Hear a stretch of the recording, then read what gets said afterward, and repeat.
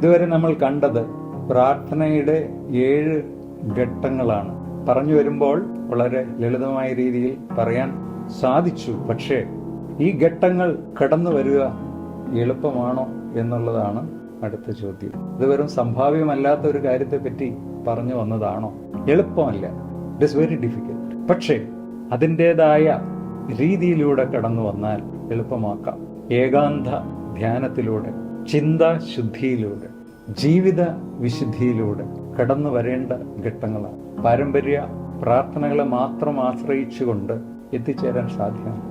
പ്രാർത്ഥിക്കുന്ന ഓരോന്നും മനസ്സിലും ആത്മാവിലും തട്ടിക്കൊണ്ട് പ്രാർത്ഥനയുടെ ഓരോ ഘട്ടം തരണം ചെയ്ത് ആത്മീയ, മാനസിക, ശാരീരിക ശുദ്ധിയിൽ ജീവിതം നയിക്കുന്നവർക്കേ ഓരോ ഘട്ടം കടന്നു വരാൻ സാധിക്കും. ഈ 7 ഘട്ടങ്ങൾ മനസ്സിലാക്കി കഴിഞ്ഞ് ഒരാത്മപരിശോധനയിലൂടെ നമുക്ക് സ്വയം കണ്ടെത്താം നാം ഏത് ഘട്ടത്തിലാണ്, ഏത് സ്റ്റെപ്പിലാണ് നിൽക്കുന്നത്. ആ ഓരോ സ്റ്റെപ്പിൽ, നാം ഇന്ന് നിൽക്കുന്ന സ്റ്റെപ്പിൽ നമ്മൾ അനുഭവിക്കുന്ന ആത്മീയ ആനന്ദം എന്തുമാത്രമുണ്ട്, മാനസിക സ്വസ്ഥത എന്തുമാത്രമുണ്ട്. അതിൽ നിന്ന് അടുത്ത സ്റ്റെപ്പിലേക്ക് കടക്കണമെന്നുണ്ടെങ്കിൽ ജീവിതത്തിൽ എന്തെല്ലാം മാറ്റങ്ങൾ വരുത്തണം, ജീവിതത്തിൽ എന്തെല്ലാം തിരുത്തലുകൾ വരുത്തണം, ജീവിതത്തിൽ എന്തെല്ലാം സ്വീകരിക്കണം, ജീവിതത്തിൽ എന്തിനെല്ലാം ഉൾക്കൊള്ളണം, ജീവിത ക്രമങ്ങളിൽ എന്തെല്ലാം മാറ്റം വരുത്തണം, മനോഭാവത്തിൽ മാറ്റം വരുത്തണം. സ്വയം അവനവന് മാത്രം തിരിച്ചറിയാൻ സാധിക്കുന്ന ആന്തരിക മേഖലകളാണിതെല്ലാം. ഒരു വ്യക്തിക്ക് മറ്റൊരു വ്യക്തിയെ തിരുത്താൻ സാധ്യമല്ല. സ്വയം സമർപ്പണത്തിലൂടെ, സ്വയം പലതും ത്യജിച്ചുകൊണ്ട്, സ്വയം ആഗ്രഹിച്ചുകൊണ്ട്, ദൈവത്തിന് സ്വയം സമർപ്പിച്ചുകൊണ്ട് നടത്തുന്ന ഒരു ആത്മീയ ജീവിതത്തിലെ ഈ ഘട്ടങ്ങളെ ഒന്നൊന്നായി പിന്തള്ളിക്കൊണ്ട് മുന്നേറാൻ സാധിക്കൂ.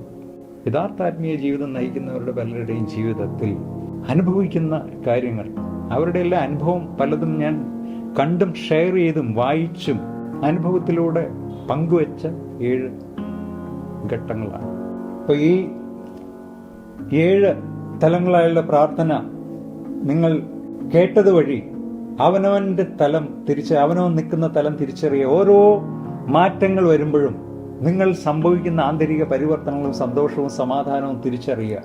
നമ്മുടെ ഭൗതിക സാഹചര്യങ്ങൾ ഒന്നും മാറാതെ, ലൗകികമായ ഒന്നിലും ഒരു മാറ്റവും വരുത്താതെ ആന്തരിക പരിവർത്തനത്തിലൂടെ, കർത്താവിന്റെ ഭാഷയിൽ പറഞ്ഞ മാനസാന്തരത്തിലൂടെ നമ്മൾ വരുത്താവുന്ന പരിവർത്തനങ്ങളാണ് ഇതെല്ലാം.